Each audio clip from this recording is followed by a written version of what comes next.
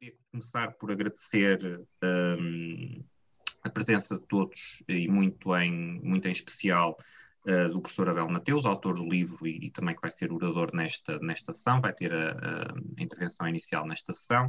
Depois os nossos dois discussants, o professor João Confraria e a professora Inês Domingos, que farão breves comentários também para lançar o debate a seguir à intervenção inicial do professor Abel Mateus. Por fim, também à minha colega, a professora Inês Gregório, que vai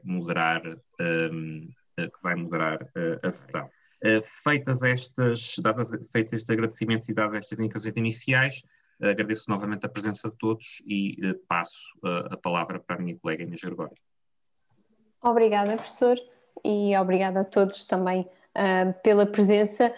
Eu acho que como nós temos três oradores a falar hoje, eu acho que passamos desde já para o professor Abel Mateus, que nos vai então aqui em breves 15 minutos falar um pouco sobre este seu novo livro, A Regulação em Portugal, como os portugueses pagaram 82 mil milhões de euros pelas más políticas. Professor? Muito obrigado. Eu vou tentar aqui fazer o sharing do screen.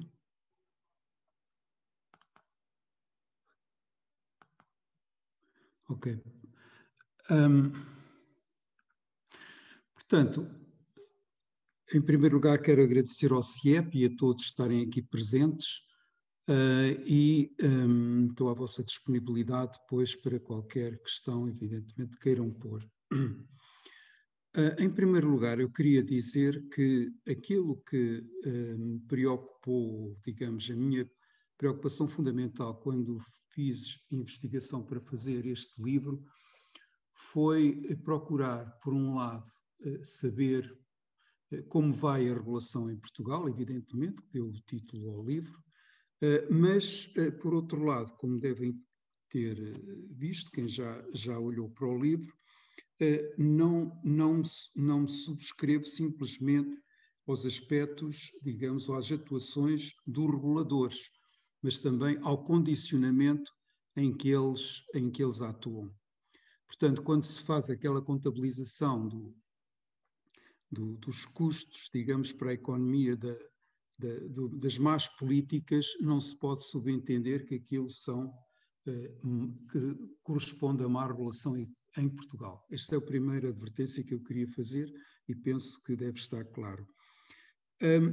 Mas, por outro lado, aquele aspecto que mais me preocupou foi saber quais são os principais fatores da má afetação de recursos em Portugal. Existem já muitos trabalhos do Banco de Portugal e trabalhos até externos de várias pessoas, vários investigadores, que demonstram que em Portugal existe um elevado nível de má afetação de recursos. Portanto, convém saber que tipo de políticas ou que tipo de atuações, digamos, que levaram, portanto, a essa má afetação de recursos. Eu concentrei-me em três setores fundamentais: o financeiro, a banca, a energia e a eletricidade, telecomunicações e um transversal que é a política de concorrência. A análise da regulação e supervisão é feita primeiro a nível comunitário e depois a nível nacional, uma vez que nós sabemos que a regulação nacional está em grande parte condicionada à regulação comunitária. Ora, é evidente que deve ser dada primazia ao mercado, mas uma economia do mercado tem falhas, como sabemos, não só, por exemplo, quando existe monopólio, quando existem determinados tipos de externalidades, etc., e em que portanto, deve haver intervenção regulatória para restabelecer algum critério de otimização nesses setores ou nesses casos. Esta questão das falhas de mercado deve ser, por outro lado, contraposta à outra que é extremamente importante, que são as falhas regulatórias, e que, por exemplo, a Escola de Chicago veio veio a pôr ao de nu. E quer dizer, muitas vezes, que, por exemplo, os reguladores são capturados ou os reguladores, digamos, correspondem às orientações políticas e que, portanto, não conseguem fazer o seu trabalho da forma mais eficiente. Algumas considerações muito rápidas de quais são as condições para uma regulação eficiente e eficaz. Do meu ponto de vista, a regulação deve ser competente, mas deve ser autónoma e independente dos poderes económicos e, evidentemente, dos interesses regulados. Deve ter recursos suficientes e, quando o Estado é produtor num setor, deve sempre separar a função de regulação da função de produção. Há um outro elemento extremamente importante também, que é o problema do controle judicial das decisões e dos procedimentos que, como sabem, todos os reguladores em Portugal estão sujeitos ao Tribunal da Concorrência e da Regulação e, portanto, a sua atuação e o seu poder dissuasor para qualquer prevaricação das regras da regulação depende, evidentemente, também das decisões judiciais. E em Portugal temos aqui um problema muito complicado, como, por exemplo, diz respeito à Autoridade da Concorrência, que até agora só viu cerca de 10% das coimas aplicadas que foram, digamos, aprovadas ou foram pelos tribunais. Eu acho que em Portugal a regulação tem sido, em geral, mal vista, tem sido, digamos, uma mal amada dos governos, porque, em geral, estes têm convivido mal com a regulação e, por vezes, podemos nos perguntar se isto é mais uma imposição de Bruxelas ou é um mal necessário. E isto já vem do Estado Novo, da nossa estrutura corporativa, etc., em que há uma tendência para a centralização e o domínio do poder executivo. Em relação aos sucessos e desastres de regulação em Portugal, poderemos dizer que, por exemplo, em termos de uma percepção geral, as telecomunicações são um setor que me parece que teve mais sucesso na sua regulação, embora seja difícil distinguir o que é a atividade regulatória e a parte da inovação tecnológica, que foi muito rápida no setor, como sabem. Na eletricidade, não se pode dizer que tenha sido o regulador que tenha falhado, mas foi todas as políticas à volta do setor que levaram a custos muito elevados para os consumidores portugueses. Este é um dos setores que eu dou bastante ênfase.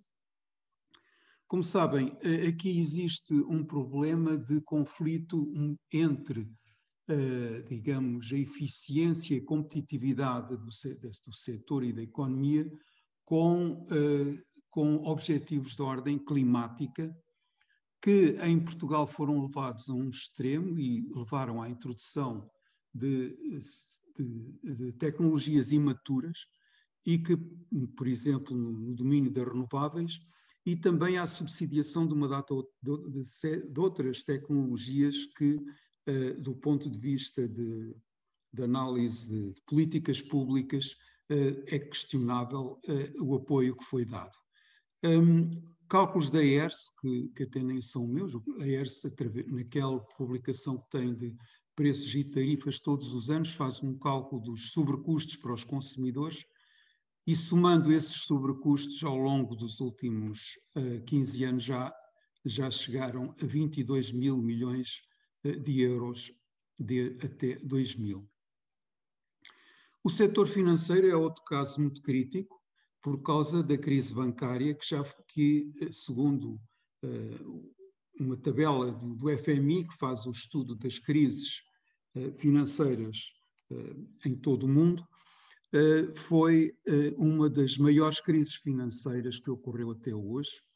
O FMI calcula um custo em termos de PIB da ordem de quebra de perda de cerca de 35%, e que se traduziu em termos de custos, portanto, em termos de custos agora avaliados para os diferentes grupos económicos, o Estado, acionistas, depositantes, obrigacionistas, etc., já ultrapassou os 50 mil milhões de euros.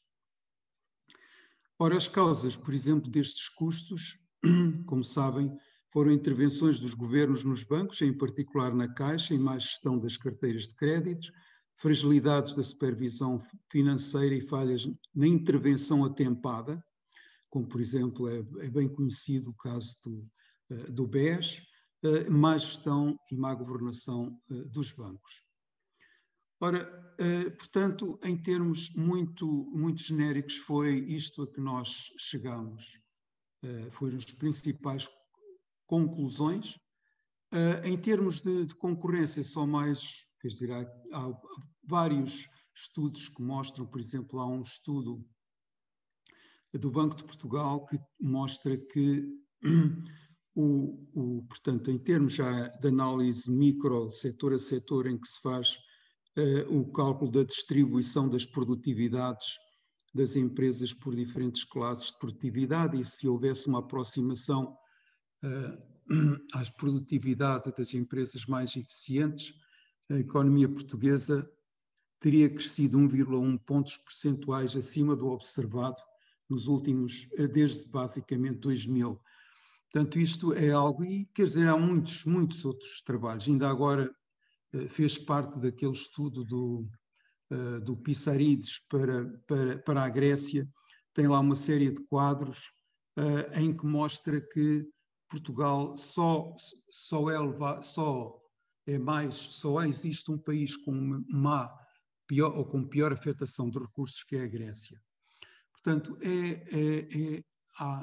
quer dizer, esta análise que eu faço, que é uma questão mais, portanto, são análises em que não são propriamente, não utilizam uma metodologia consistente de um setor para o outro, que é diferente, que é, como por exemplo essas análises do IRS, em termos de produtividade, estatísticas de produtividades, mas, portanto, é uma análise setor a setor.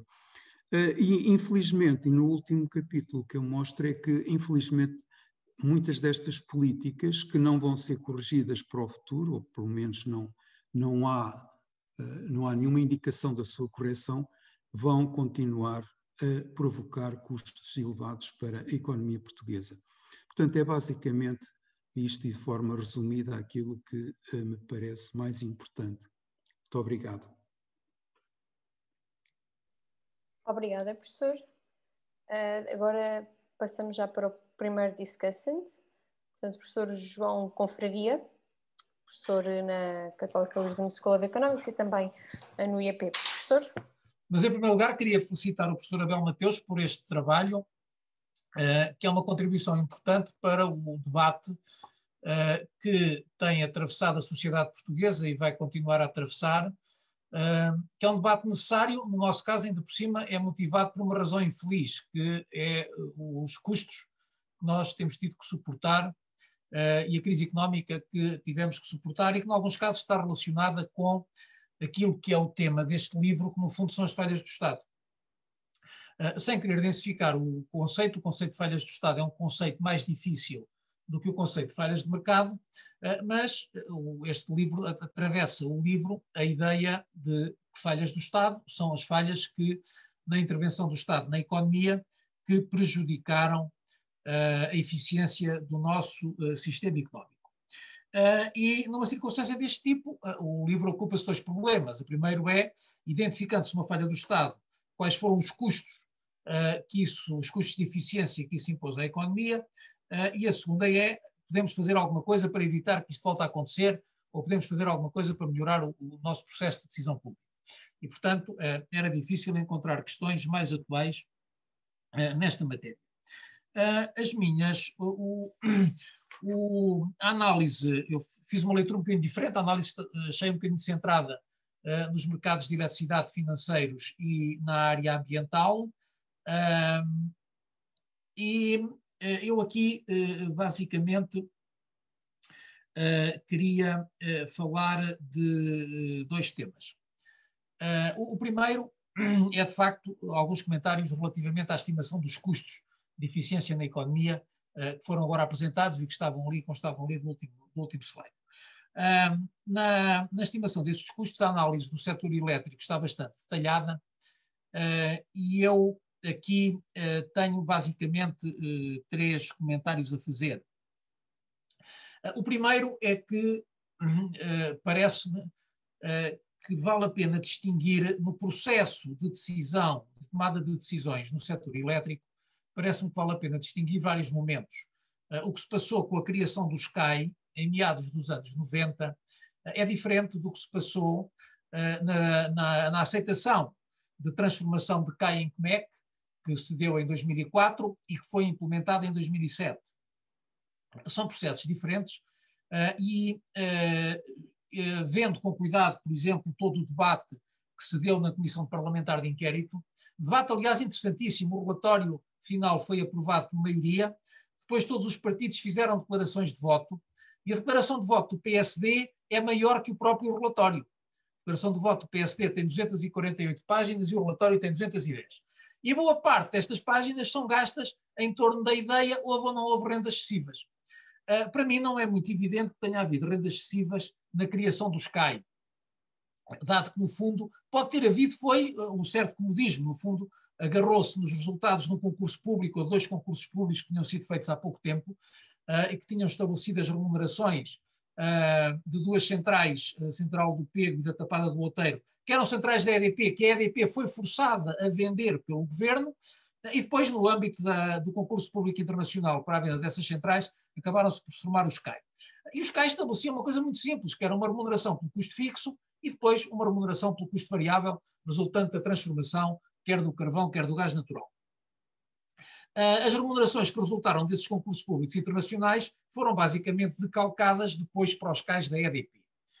Não é evidente que daí resultem rendas excessivas, tanto mais que os cálculos que foram feitos internamente pelo próprio Estado nessa altura não apontavam nesse sentido. É evidente que hoje em dia pode-nos parecer que eram rendas excessivas. No entanto, julgo eu que temos que procurar avaliar o problema das rendas excessivas, procurando ver se, no momento da tomada de decisão, com a informação que o decisor público tinha e com as restrições que tinha que enfrentar, se aquela decisão gerou ou não gerou rendas excessivas. A avaliação ex post é uma avaliação de natureza diferente. Eu julgo que o trabalho, aliás, notável do professor Newbery, que foi encomendado pelo engenheiro Henrique Gomes, que muito contribuiu para esclarecer estas questões, está baseado um bocadinho numa avaliação ex post das coisas. Depois, coisa diferente já é nos CMEC. Aí já não diria a mesma coisa. Depois há um segundo ponto, que é o da produção em regime especial. Na produção em regime especial, como sabem, o Governo, em 2007, decidiu que Portugal ia ser uma potência em matéria de energia eólica e ia instalar 8.000 megawatts de capacidade de produção eólica intermitente e, em resultado disso, garantiu aos produtores um preço de 90 megawatts-hora, garantiu por muitos anos, e, além disso, garantiu-lhes também a prioridade na venda. Ou seja, o Governo garantiu aos produtores de eólicas, garantiu-lhes um preço alto, muito acima do preço de mercado, e além disso garantiu-lhes que o produto era vendido. Portanto, eliminou praticamente o risco do negócio. E aqui, de facto, surge uma dúvida sobre a taxa de remuneração que depois foi aceita para estes ativos. Para um negócio que não é arriscado, a taxa de remuneração, em princípio, deverá ser bastante baixa. Aquilo é quase uma obrigação. Mas, de facto, a taxa de remuneração aceita foi diferente da taxa de remuneração das obrigações. No entanto, portanto, há aqui alguma presunção de potencial de criação de renda excessiva. No entanto, aqui não concordo muito com a abordagem que é seguida pelo professor Abel Mateus na identificação do sobrecusto que é calculado pela ERSE com o custo social da regulação ou com a renda excessiva. Enfim, o custo social não tem que ser a renda excessiva, mas julgo que o professor Abel Mateus usa uma metodologia que diz assim: a ERSE calcula aqui um sobrecusto e eu, a partir daqui, vou chamar renda excessiva ou vou chamar custo social ao sobrecusto estimado pela ERSE.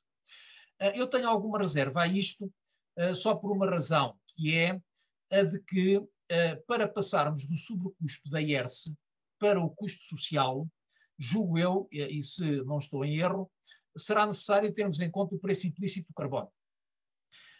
Evidentemente, ter em conta o preço implícito do carbono no momento em que foram feitos os contratos das renováveis é um exercício de adivinhação complicado e, portanto, não estou a dizer que ele deve ser feito. Estou a dizer é que a identificação do sobrecusto que é calculado pela ERSE com o conceito de custo social ou com o conceito de renda excessiva passa por cima desta coisa que é difícil, cuja estimação é empiricamente difícil, e que é o conceito que é o problema do preço do carbono. É evidente que na altura em que isto foi feito, o preço do carbono era o preço da chuva. Não sei se o professor Abel Mateus, se eventualmente partilhar desta análise, também pode ter admitido que o preço do carbono não era relevante na altura para o cálculo, porque na altura o preço no mercado europeu do carbono estava bastante reduzido. O meu terceiro comentário tem a ver com o déficit tarifário, que é uma manifestação brutal de falha do Estado. Em 2008, em 2007, o Governo decidiu que, face ao aumento de custo que se previa da eletricidade em 2008, não dava jeito que o preço da eletricidade subisse muito, até porque havia eleições, e, portanto, decidiu que, nesse ano, o preço descia menos, a EDP tinha um prejuízo, mas esse prejuízo, no fundo, era uma dívida que os consumidores passavam a assumir com a EDP. E, portanto, o Governo transformou a EDP em credora de toda a gente. Neste processo, e depois repetiu a graça nos anos seguintes. Todos os anos foi dizendo, pois este ano, se nós ajustássemos os preços aos custos, os preços subiam muito, não dá jeito, pumba, lá vai aumentando a dívida, e aqui há uns anos atrás estávamos a dever coletivamente à EDP 5 mil milhões de euros, como aliás o professor Abel Mateus comenta, este está muito bem documentado, e há 2 anos acho que ainda estávamos em 2 mil milhões, ou o ano passado acho que ainda estávamos em 2 mil milhões de euros. Eu aqui julgo que há um custo de eficiência que foi imposto à economia que o professor Abel Mateus não considera. Porque o facto de, em todos estes anos, desde 2007, estarmos a carregar dívida, significa que em todos estes anos estamos a consumir a eletricidade a um preço diferente do custo marginal. Em alguns casos acima, outras vezes abaixo. E em todos os anos isso provoca ineficiência. Este é um custo de ineficiência que eu julgo que o professor Abel Mateus não considera.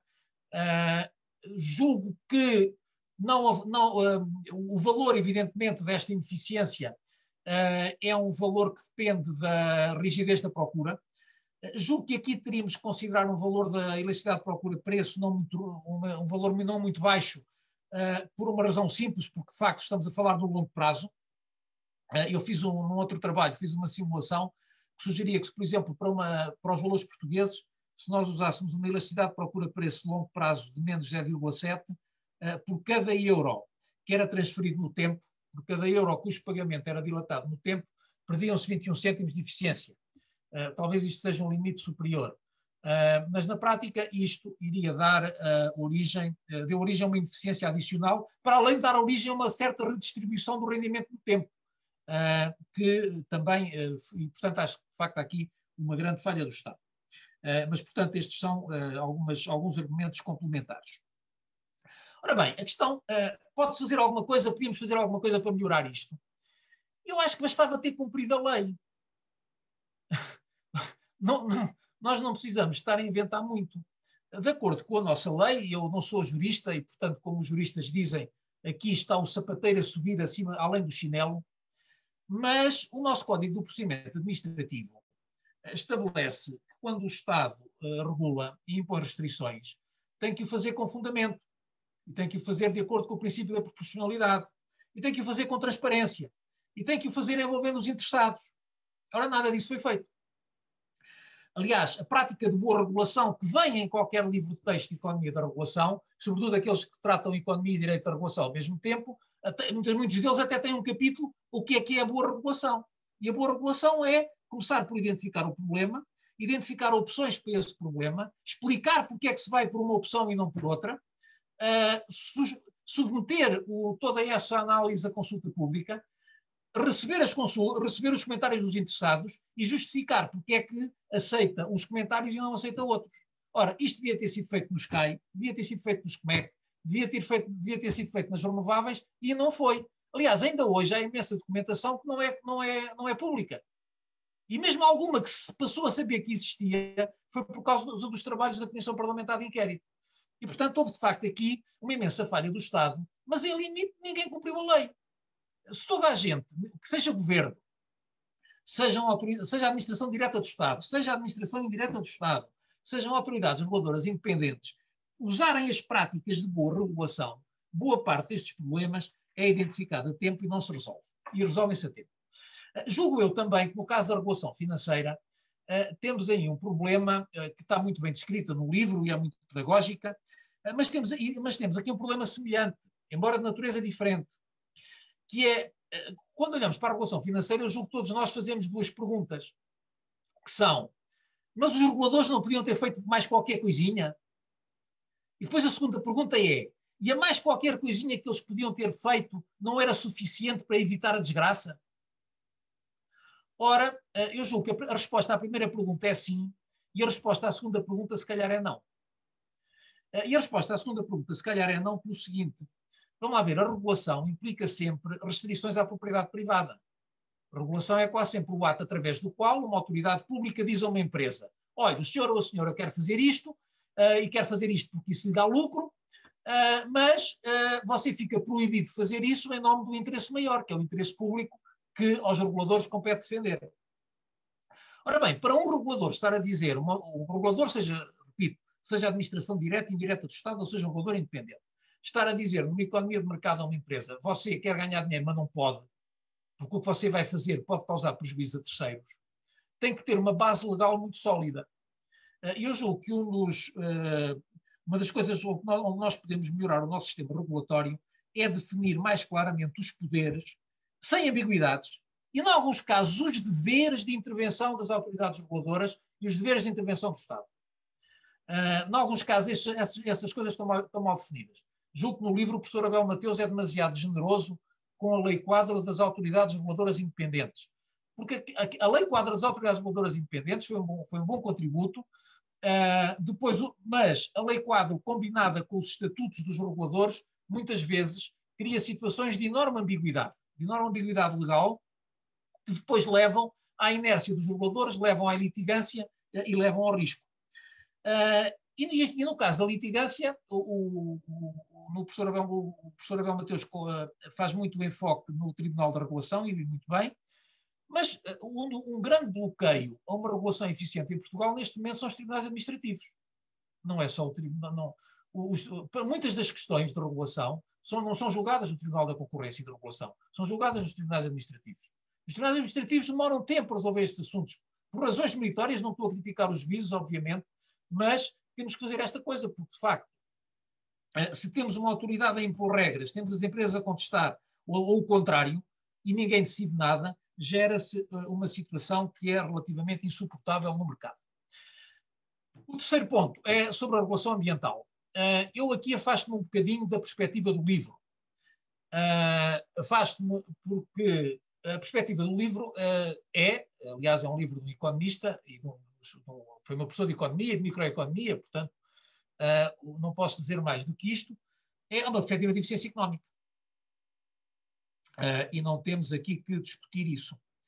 Simplesmente podemos perguntar, numa perspectiva mais geral, se na regulação ambiental o critério de interesse público ou a função de bem-estar social, em lei de economista, deve ser a eficiência económica. Ou seja, devemos perguntar se na regulação ambiental nós devemos ter um critério utilitarista na decisão. Por exemplo, enfim, agora, já que estamos numa universidade católica, julgo eu que não fica mal citar a carta encíclica Laudato Si sobre os cuidados da casa comum do Papa Francisco, claramente que a função de bem-estar social que está implícita na encíclica não é de eficiência económica. O Papa Francisco diz basicamente que a política ambiental deve ser uma política social, e para o citar, que ouça o clamor da terra e ouça o clamor dos pobres. Ou seja, basicamente, e se estou a fazer uma interpretação correta da encíclica, a função de bem-estar social deve basear-se na sustentabilidade e na justiça social. Bem, disse-se, está bem, mas isso é o Papa. Bom, aqui na Católica, enfim, não basta nós dizermos isso é o Papa, não é? Temos que ter cuidado, dado o acionista. Simplesmente, no quadro legal europeu, o princípio de política ambiental que existe é o princípio da precaução, não é o da eficiência. O princípio de política ambiental que está no Tratado de Maastricht é o da precaução, não é o da eficiência. E, portanto, nós temos que ver com isto. O livro é excelente porque permite-nos, em alguns casos, intuir e, em alguns casos, demonstrar a ineficiência que pode resultar de nós termos como critério de decisão o princípio da precaução. Mas nós temos que lidar com o princípio da precaução porque é esse que está subjacente a toda a regulação ambiental na União Europeia. E significa isto que os economistas não têm? Não. Significa isto, enfim, que uma coisa muito importante, que é que nós temos que nos centrar na forma de minimizar os custos que vai ser necessário suportar para que o princípio da precaução se concretize. E essa minimização de custos é um problema económico e vai ser essencial por uma razão simples. Basta ver o caso dos coletes amarelos em França. Se começarmos com regulações ambientais que levem ao aumento dos custos dos produtos que são consumidos pela classe média e pelas pessoas que têm um rendimento inferior à média, as pessoas não vão aceitar isso. Finalmente, só para acabar, já esgotei o meu tempo e a generosidade da doutora Inês Gregório, mas queria só fazer um breve comentário, até porque é uma coisa onde estive envolvido pessoalmente, a uma coisa que o professor Abel Mateus diz no capítulo de telecomunicações. O professor Abel Mateus diz no capítulo de telecomunicações duas coisas que, salvo melhor opinião, não correspondem inteiramente à realidade. A primeira diz que a ANACOM, neste momento, está a experimentar um novo método de regulação baseado no HCPM, no Hybrid Cost Proxy Model. Não é assim. O HCPM foi desenvolvido na ANACOM entre 1998 e 2001. E foi desenvolvido para estimar os custos do serviço universal, foi desenvolvido para análise de questões económicas de rebalanceamento, para análise de questões de economias de escala, de economias de gama e de densidade, e também para formação interna na casa dos engenheiros e dos economistas. Na altura ele foi adotado porque tinha sido adotado pela FCC para estimar os custos relativos do serviço universal. Até 2002 foi usado, como neste sentido que disse, depois foi pontualmente usado até 2005. Pela ANACOM. A partir de 2005 não vi nenhum documento da ANACOM que usasse o HCPM. Nesse sentido, há um pequeno lapso, um ligeiríssimo lapso, que o professor Abel Mateus vai perdoar mencionar, mas como tive um envolvimento pessoal nestas coisas, que é quando diz que a ANACOM não teve até 2010 modelos de custeio de custos incrementais de longo prazo. Não é assim. O HCPM era um modelo de custos incrementais de longo prazo e estava disponível estava pronto em 2001. Também estava pronto em 2001 um modelo de custeio de acesso à realidade ASL da PT, que era também um modelo de custeio de análise económica de processo de engenharia, e estava em fase de conclusão um modelo de custeio de acesso à rede de televisão por cabo também da PT. Também era um modelo de custeio de acesso económico de análise económica de processo de engenharia. Esses modelos estavam lá, não foi usados a seguir. Uma das razões por que não foram usados foi que o quadro legal que viabilizava a sua atuação, que devia ter sido publicado em 2002, com as diretivas de 2002, foi só publicado em 2004. E, portanto, a ANACOM só os poderia começar a usar em 2005. Mas, de facto, esses modelos existiam. Quanto ao resto, de facto, foi só a partir de 2010 que a ANACOM fez primeiro o concurso público, depois para os modelos de custos incrementais das redes móveis e depois das redes fixas. Peço que me desculpe este comentário, mas como houve um envolvimento meu nisso, enfim, e com isto calmo, que já gastei tempo demais. Obrigada, professor. Eu acho que agora passamos à próxima discussão, a professora Inês Domingos, e depois abrimos então espaço para debate, dando ao professor Abel Mateus primeiro a oportunidade de fazer alguns comentários, e relembro apenas então que se podem inscrever no chat para o período que virá a seguir. Professora Inês. Muito obrigada Inês, muito obrigada à professora Inês, ao professor André, obrigada por me convidarem para participar neste debate que é mesmo muito interessante, e agradeço também ao professor Abel Mateus por este livro que de facto vem num momento muito importante em que acho que, enfim, até do ponto de vista político em Portugal as pessoas sentem que faz falta compreender o que é que aconteceu, como é que houve, enfim, o que é que falhou, como é que falhou e porque é que nós temos que suportar estes custos. E, portanto, muito obrigada pelo seu livro, que eu li com muito interesse e que é muito interessante, e obrigada também ao professor Confraria pelos comentários que já foram tão detalhados, e, portanto, eu aqui vou acrescentar, mas um bocadinho, enfim, procurarei fazer usar a minha posição de discussant, de certa forma, um bocadinho como para pôr a posição privilegiada para pôr perguntas mais do que fazer, enfim, comentários. E gostava de começar pelo seguinte: eu li com muito interesse a parte que tem a ver com a estrutura governativa, de governo dos reguladores, a independência, os meios das entidades reguladoras. Nas páginas 28 a 30 faz uma avaliação da Lei Quadro, faz uma avaliação da forma como as entidades devem funcionar. E eu gostava aqui de realçar algumas coisas que me parecem que são relevantes. Em primeiro lugar, diz o professor, e diz bem, que a Lei Quadro, e enfim a legislação, é um bocadinho espelhar o que existe no resto da Europa, procura tornar independentes estas entidades, sendo que tem limitações, como bem refere no seu livro. Refere, por exemplo, a questão das nomeações, como é que nós conseguimos conciliar os interesses de um governo, não é? Perante uma questão que é de mais longo prazo, como é que um governo que tem um prazo, enfim, um horizonte de 4 anos, consegue, como é que é possível conciliar os interesses da população, os interesses de longo prazo e os interesses de um governo que é de mais curto prazo. E, aliás, aqui isto é relevante porque não só no que diz respeito às nomeações, que, como diz o professor, são tipicamente nomeações que podem ser nomeações políticas e, portanto, põe esta questão da independência, mas depois, se olharmos de facto para a independência financeira, para além das questões que refere no seu livro, existe a questão de ser possível fazer cativações, como foram feitas. O atual governo, no início deste mandato, fez uma cativação das entidades independentes. A certa altura até me recordo bem que a CMVM estava a ver as suas competências aumentarem e não tinha simplesmente pessoas para exercer as suas novas competências. Foi um momento um bocadinho difícil para a CMVM e outras entidades reguladoras que tiveram enfim, de convencer o governo a descativar receitas deles, não é? Receitas próprias das entidades que vinham enfim, do seu trabalho. E, portanto, eu acho que é importante referir esta questão e estarmos sempre atentos ao facto das entidades de serem desejavelmente independentes, mas depois, na realidade, haver algumas limitações a esta independência. É preciso estar alerta para que elas não se tornem fatores de risco acrescido depois quando se trata de minimizar os custos para os consumidores. E depois o professor refere um ponto que eu acho que é bastante, enfim, que é muito interessante porque é pouco referido de facto, que é a necessidade não só de termos entidades independentes, das entidades serem desejavelmente, enfim, eficientes na sua atuação, serem independentes do governo para não haver este problema enfim, de alinhar os interesses das várias partes, digamos, mas por fim assegurar que não há mais entidades do que aquelas que são desejáveis. E isto é um ponto que às vezes se fala pouco. Eu penso que se fala pouco sobre isto.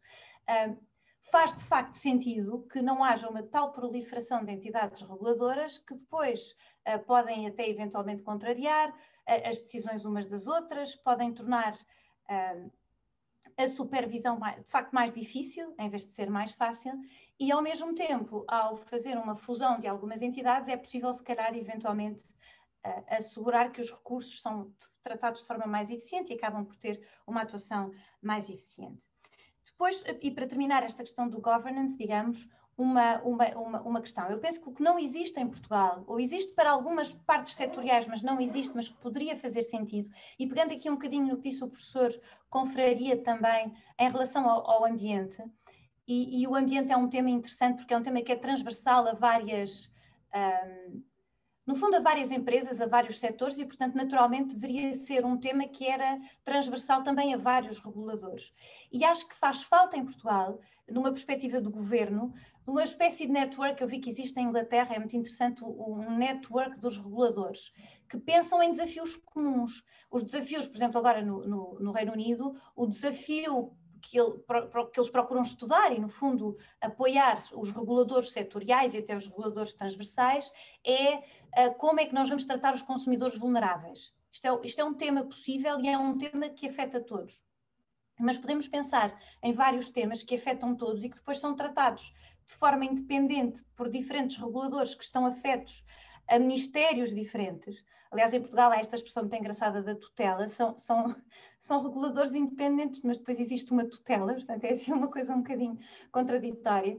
Mas enfim, esta ideia do network de reguladores pode ser para refletir em temas tão vastos e que são tão relevantes como o tratamento de dados, como a cibersegurança, como precisamente o equilíbrio entre reduzir custos para os consumidores e assegurar que estamos a fazer os investimentos adequados e os incentivos certos para a inovação.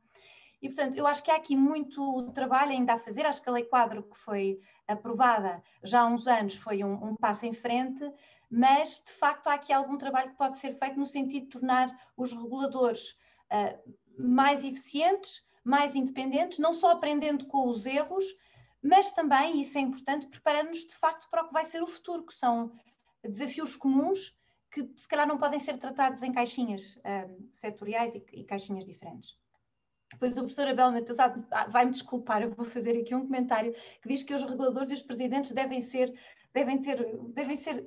maiores de 40 anos, e eu já caberia, eu pessoalmente, na categoria maiores de 40 anos, mas como eu acho que nós precisamos desesperadamente de pessoas mais novas, e precisamos de pessoas mais novas em lugares de relevo e em lugares em que é preciso inovação também, eu acho que de facto a idade, aí tenho que discordar consigo desta sua ideia, porque acho que de facto nós precisamos de pessoas mais novas até na regulação e talvez sobretudo na regulação.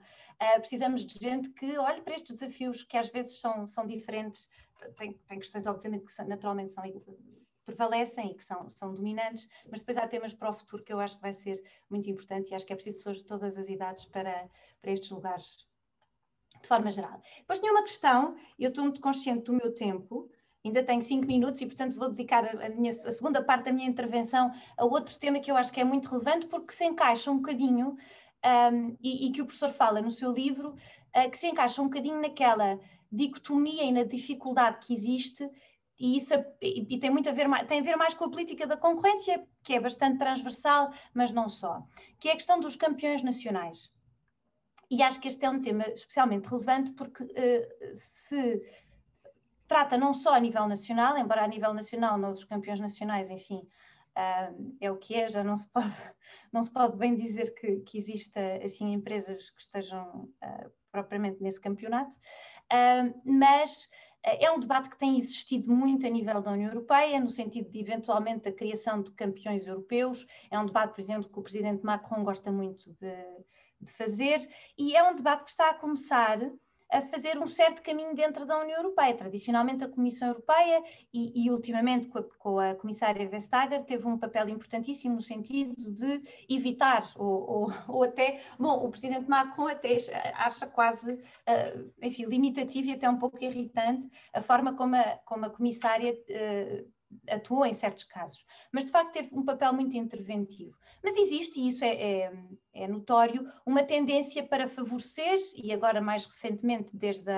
a pandemia, uma política industrial que tipicamente, isso não há forma de evitar, se queremos avançar para uma política industrial, então vamos tratar de forma diferente alguns setores. É um bocadinho isso que acaba por ser, ou alguns setores, ou algumas empresas, e portanto uma visão sobre campeões nacionais ou campeões europeus, forçosamente acaba por ter um custo. pode ter também vantagens, não é? Pode ter vantagens, mas terá também custos. E, portanto, bom, e depois acresce a isto a Covid, trouxe um incentivo adicional para proteger setores que são entendidos como sendo estratégicos. E tanto é o material protetor, falava-se muito sobre isso no princípio da pandemia, como as vacinas, quando começaram a aparecer as vacinas, e agora há o enorme debate sobre a produção de semicondutores. Neste momento há uma enorme falta de semicondutores, e, portanto, começa-se a ouvir debate não só na Europa, mas nos Estados Unidos, como é que nós podemos promover a produção nacional de semicondutores e outras coisas numa perspectiva de soberania estratégica, é a expressão que costumo usar. E, portanto, eu aqui gostava de colocar uma pergunta ao professor Abel Mateus, que era: em que cenários é que considera que pode ser legítimo, numa perspectiva de regulação e até de eficiência de mercado, proteger certos setores ou certas empresas, ou haverá maneira de fazer isto de uma forma diferente? Por exemplo, em vez de promover produtores nacionais ou promover campeões europeus, e eventualmente, enfim, de facto promover a produção de forma geral, sem limitações e preservando as regras da concorrência, mas assegurando também que quando fazemos encomendas ao exterior ou quando importamos, dependemos menos de países específicos ou de empresas específicas. Existe, aliás, um relatório muito interessante que foi feito pela Bruegel para o Parlamento Europeu, em que faz esta proposta de uma, no fundo, a forma de evitar problemas em setores estratégicos pode ser simplesmente diversificar. Não é necessariamente substituir as importações por produção europeia, mas pode ser simplesmente criar uma teia mais líquida, mais profunda e mais alargada de produtores e de fornecedores de material estratégico. Portanto, a questão que eu lhe punha é essa num âmbito mais largo, não é? A concorrência protege, está sempre nesta linha neste equilíbrio que é difícil, que é, por um lado, proteger as pequenas empresas, no fundo, da atuação ou do abuso de posições dominantes de empresas grandes, mas no caso da Europa, às vezes também pode servir de desculpa a certos Estados-membros que querem evitar a concorrência para os seus produtores. E, portanto, neste debate europeu, gostava de conhecer a sua opinião, porque é um debate que eu acho que é de facto muito difícil e que vai ter cada vez mais relevância nos próximos anos. Muito obrigada. Obrigada à professora Inês e ao professor João Confraria por esta discussão tão interessante que fizeram do livro do professor Abel Mateus. Nós temos já uma pergunta no bate-papo, mas se calhar eu vou dar aqui primeiro uns minutinhos ao professor Abel Mateus para poder responder ou comentar tanto as intervenções do professor João Confraria como da professora Inês Domingos. E depois então passamos às questões. Muito obrigado pelos comentários. Eu, em particular, achei muito interessante dois temas que vou pegar e vou tentar responder, porque as outras questões parecem que podem ser, ou, quer dizer, será eventualmente um erro a corrigir, como o professor Confraria me referiu em relação aos métodos quantitativos utilizados na ANACOM, que eu não tinha essa informação. Mas são duas questões que eu acho interessantíssimas. A primeira é o motivo de precaução em relação aos modelos ou em relação à política climática. Eu estava a pensar há bocado na minha preparação de teoria da otimização económica, que foi uma coisa que eu ensinei durante muitos anos. Nós podemos formular um modelo em que temos uma função objetiva que maximiza a variável x, y, etc., sujeita a uma ou duas restrições, ou então podemos otimizar essa função com um determinado multiplicador, trazendo a restrição para a função objetivo. Isto é portanto, é uma aproximação matemática, mas que me ajuda a responder à questão que ele põe.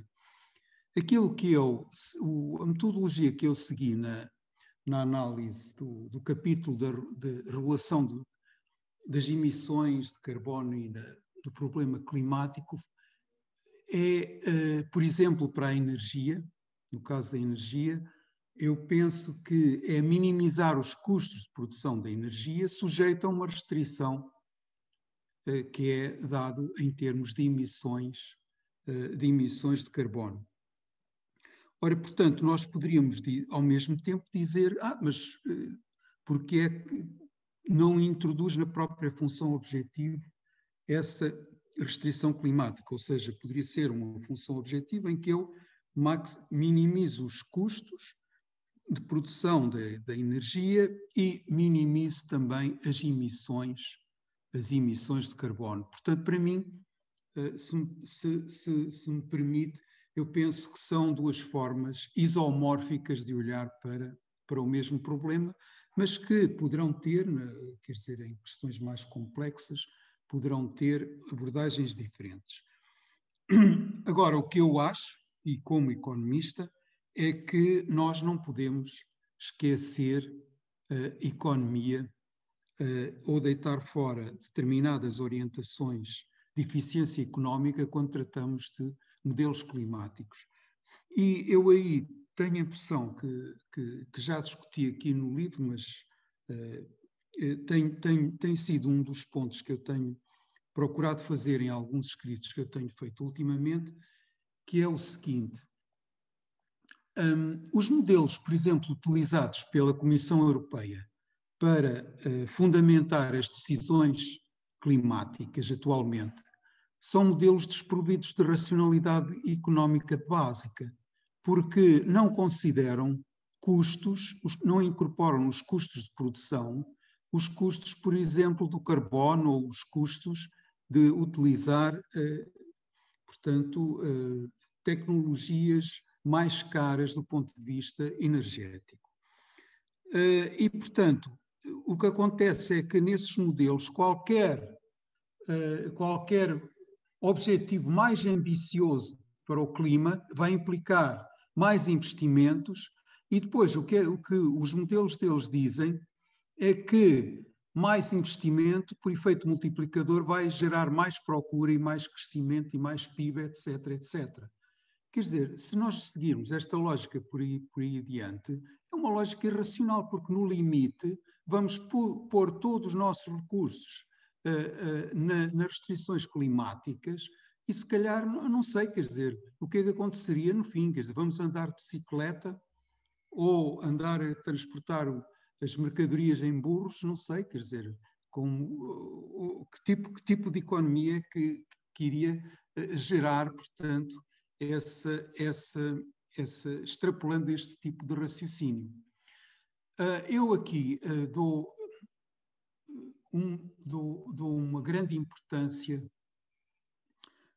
aos trabalhos do economista Nordhaus, que eu acho que é das pessoas que mais tem trabalhado sobre estas questões, recebeu o Nobel exatamente por trabalhar pelas suas contribuições nesta área, e em que ele utiliza, portanto, modelos de otimização intertemporal para definir qual deve ser, por exemplo, o preço do carbono ao longo do tempo, considerando, portanto, o custo que traz, portanto, os custos climatéricos resultantes desse carbono, mas também considerando medidas de mitigação, que é o que as pessoas geralmente não consideram.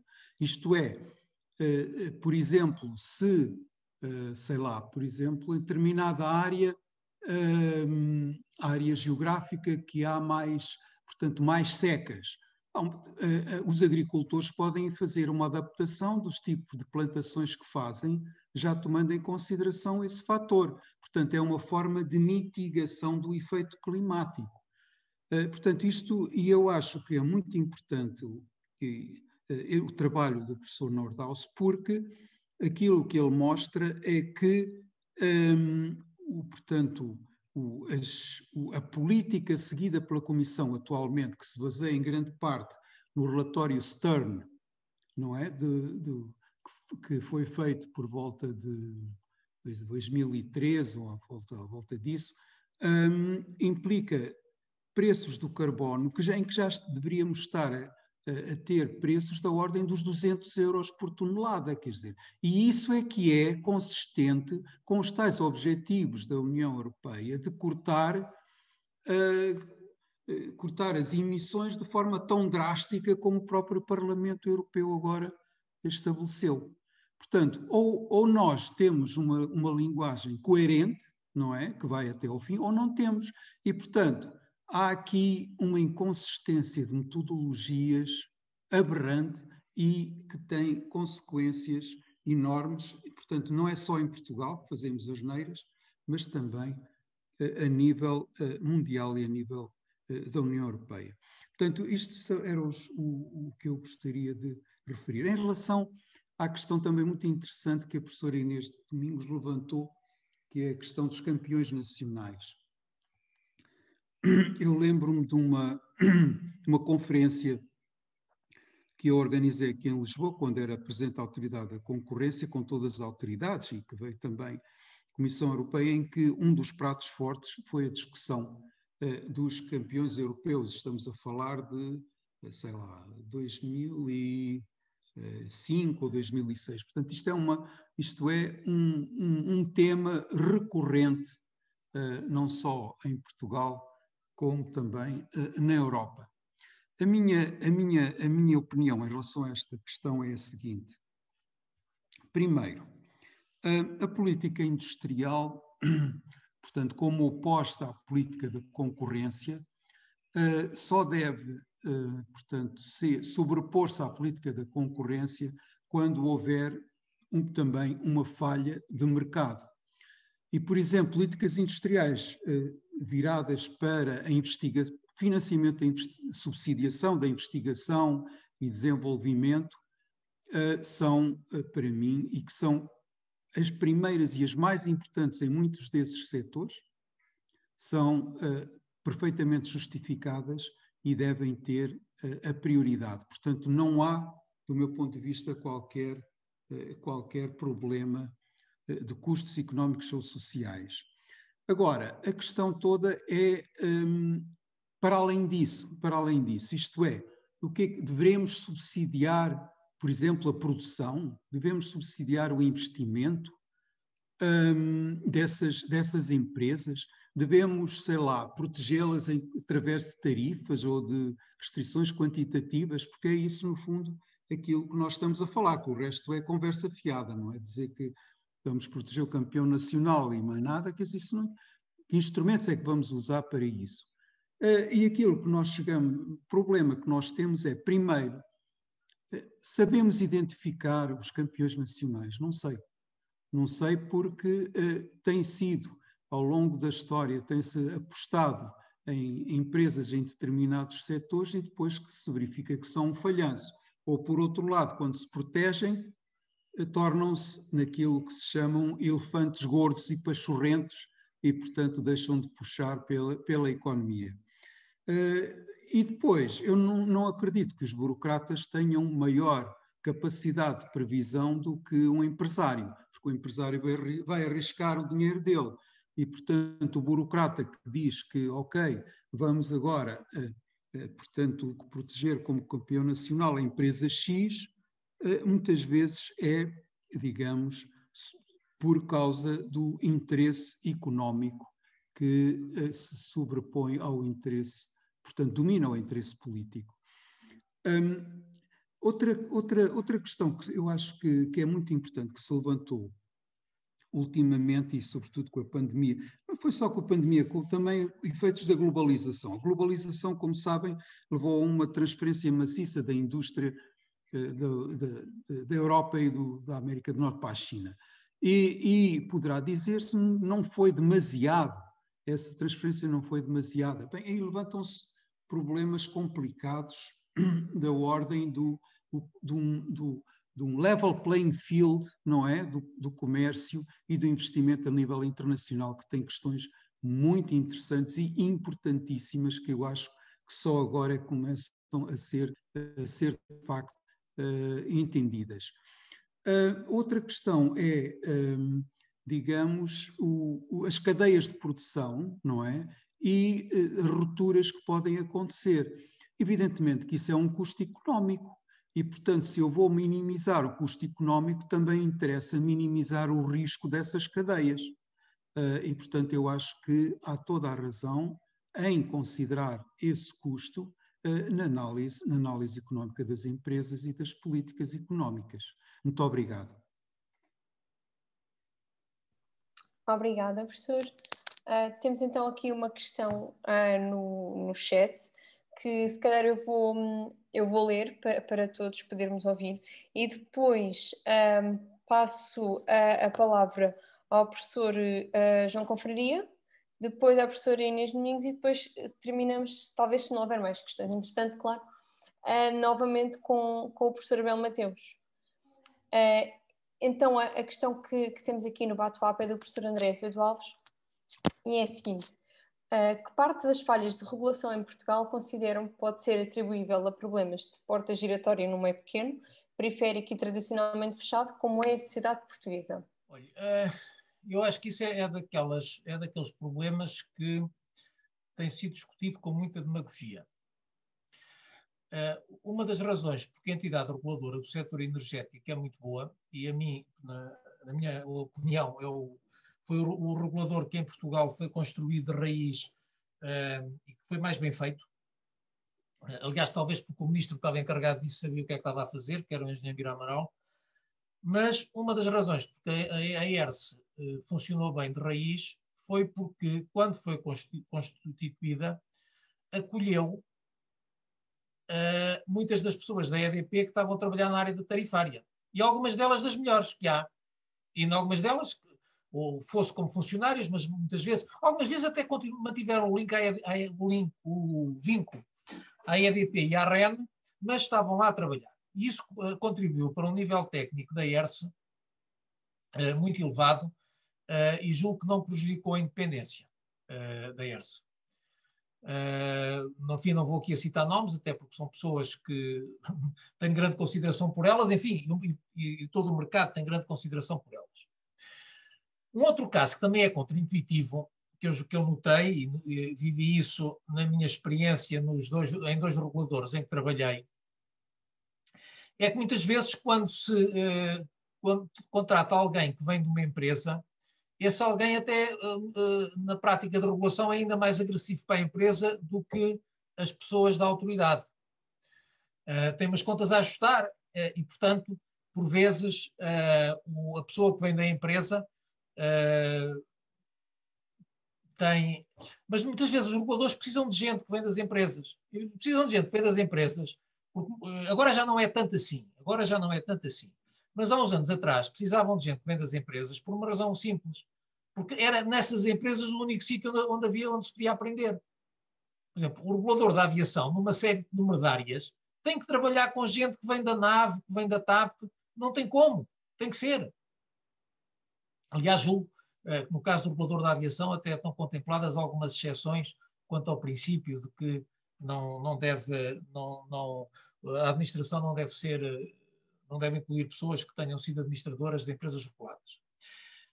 E, portanto, nesse sentido, essa história da porta giratória nem sempre funciona dessa maneira que corresponde um bocadinho à ideia corrente.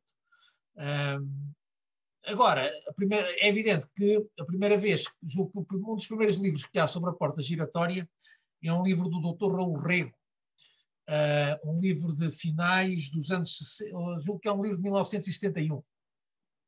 E, de facto, o homem fala lá do que achava que era um grande problema, que era a passagem de pessoas da administração de empresas, nomeadamente a administração de empresas ligadas para o Estado, para o Governo, depois do Governo voltavam lá, depois passavam pelas comissões reguladoras e passava-se por isso tudo. Eu aqui continuando a querer dar isto não é bem exatamente a minha opinião, mas estou só aqui a transmitir a opinião contraintuitiva.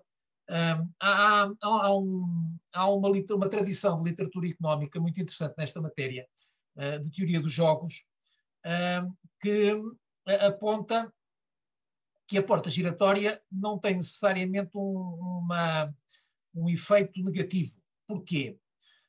porque cria, por assim dizer, um conjunto de gente que está interessada no desenvolvimento da indústria. E isso impede alguns comportamentos oportunistas por parte dos reguladores que sempre acontecem ou sempre podem acontecer. E, portanto, há também alguma tradição de literatura económica que não é mainstream, é marginal, mas que aponta para que as portas giratórias impõem restrições, em alguns casos, ao oportunismo do regulador. Mas, é como eu digo, a minha experiência de porta giratória é excelente. Sempre tive um órgão regulador, gostava imenso de ter alguém que viesse da empresa, enfim, para funções altamente especializadas, é óbvio, porque nunca tive nenhum caso em que visse que alguém que tinha vindo de uma empresa e estava a trabalhar no regulador a fazer o jeito à empresa. Nunca senti isso, e pelo contrário, nos reguladores onde eu trabalhei, nós precisávamos de gente que viesse nas empresas. Nós, quer dizer, por exemplo, na Anacom, nos anos 90 precisávamos. Agora já não era tanto assim. Já não era necessário, de facto, já estávamos mais independentes das empresas, no último mandato que lá fiz. Mas, portanto, em alguns casos isso convém. Julgo eu, o regulador da aviação tem isso, o do transportes marítimos se calhar também não lhe fazia mal nenhum. Enfim, pode haver questões pontuais onde isso apareça. Mas isto, a minha opinião é que a porta giratória é um problema sério e tem que ser visto com cuidado. Estou-lhe aqui a dar fazer o papel de advogado do diabo, a transmitir alguma informação que é contraintuitiva.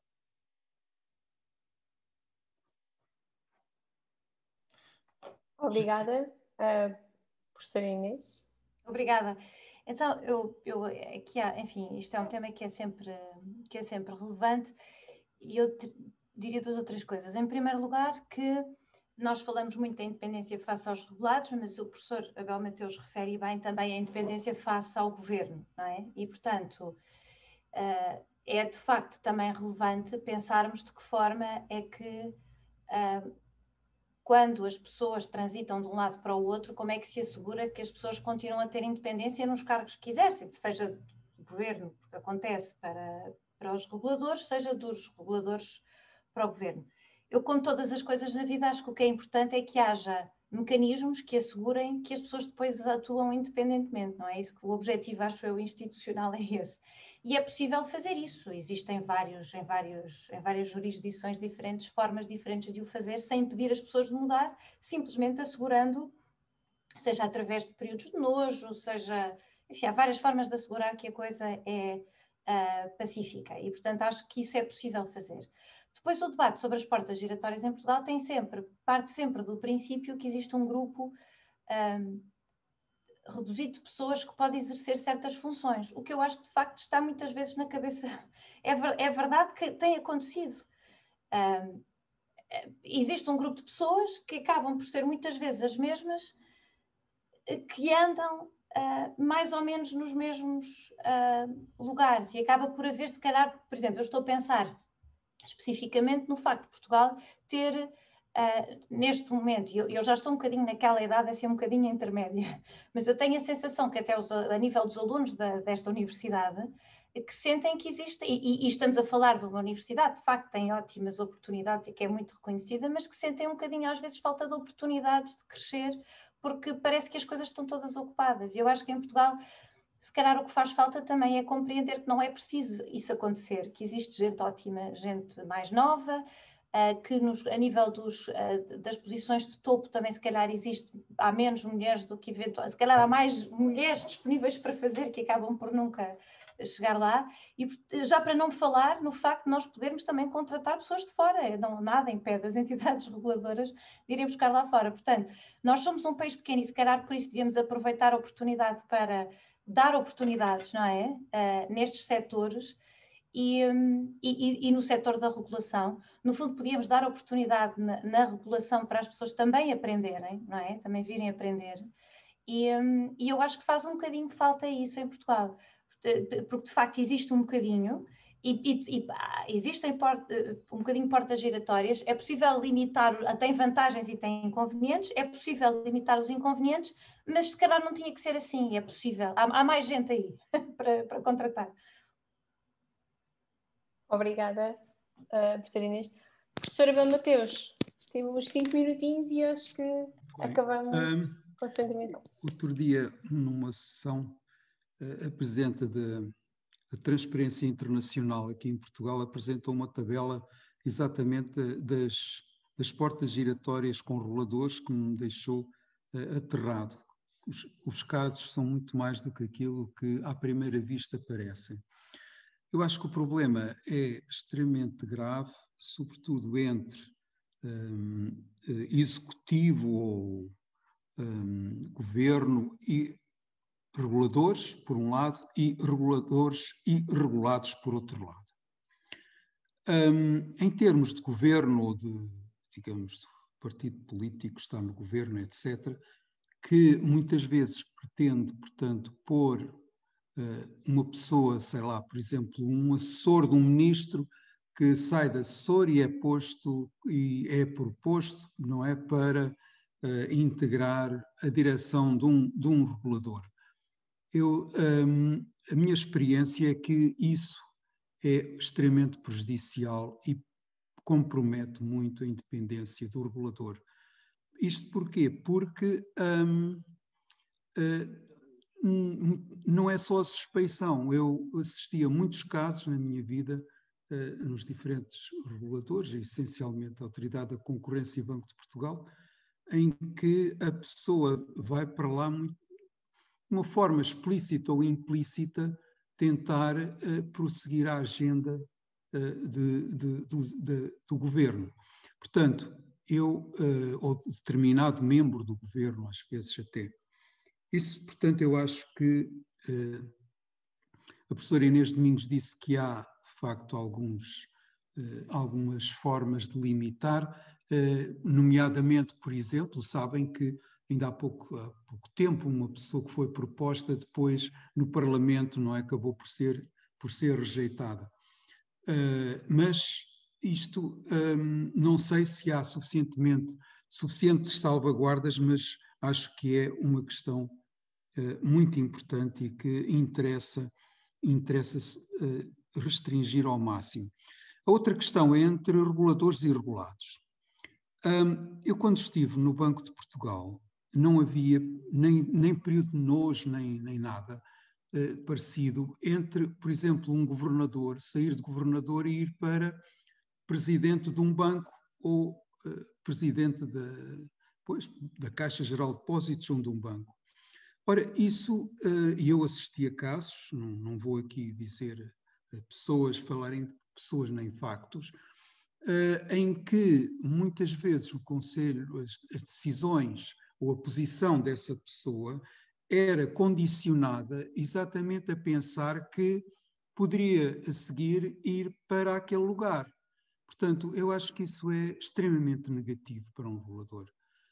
Deve haver pelo menos um período de nojo e deve haver limitações claras na lei para este tipo de atuações.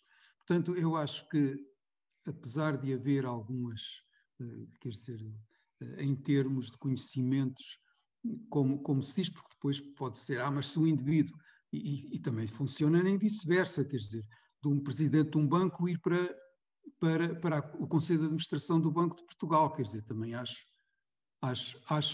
que há um problema, muitas vezes, por causa do possível favorecimento da instituição no futuro.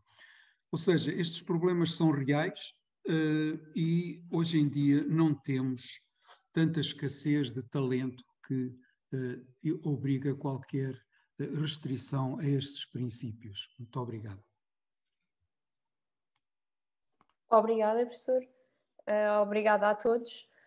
Não sei se o professor André Alves ainda quer fazer um comentário final. Só para agradecer novamente a presença de todos e o muito interessante debate. Também realçar também a presença da professora Susana Croado, que foi referida e que os links que coloquei são relativos também a essa referência. Estamos no final da sessão. De qualquer maneira, o que é um tema que, como ficou mais do que comprovado, tem muito espaço para debate posterior e, portanto, fica também para o desafio para o próximo semestre para uma sessão, e aproveito também a presença da professora Susana Croado para dizer que a vamos depois desafiar para debater connosco a sessão. Portanto, agradecer à professora Inês Gregório a moderação, aos nossos discussantes, ao professor João Confraria, à professora Inês Domingos e, claro, ao professor Abel Mateus, e agradecer a participação de todos quantos assistiram. Muito obrigado. Muito obrigado. Obrigada.